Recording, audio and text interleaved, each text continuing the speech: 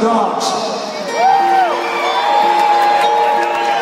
I've been working with Mikey since he was a little puppy, and Mikey is a sheep specialist. I go all over the United States. I actually own 3 pickup trucks. There is no other car in the garage.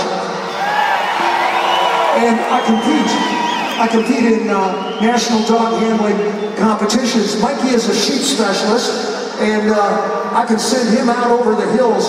He's pretty good now. The next one up is Petey. And Petey I've had for a while. I worked with him since he was a little pup. And he's a cattle specialist. The way it was explained to me when I was a little kid is that the sheep are like cheerleaders. You got to sneak up on them sort of slow like. And the cattle, they're like hockey fans. They'll turn on you. I think I'm one of the few rock and rollers who actually owns livestock for non-recreational purposes. By way of explanation, somebody asked me just the other night, Dave, have you ever seen a video screen this big? And I said, yeah, I have.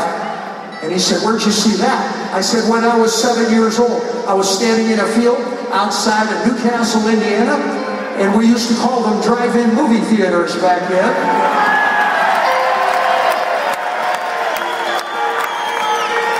And that was the first time I ever owned a dog, and we started chasing critters with it now.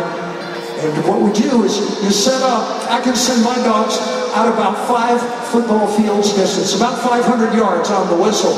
And you set up the pickup trucks on either side of the field. You put the ass end in towards the field, and you set your chaise lounge and your cooler and your sun umbrella, and you set it up like a little apartment, and that's your viewing stand for the afternoon. And you'll see about 75 pickup trucks on either side of the field running up and down. And sometimes it gets dark early, and the judges call a timeout, and everybody turns the trucks around, and you put the headlights on. And you send the dogs right up the middle. They go so far you can't hear them barking anymore. You know they're out there, and they run off into the dark. Sometimes I've wondered what would happen if I went and chased them one time, all the way off into the dark. I'd go follow it, and I'd be running,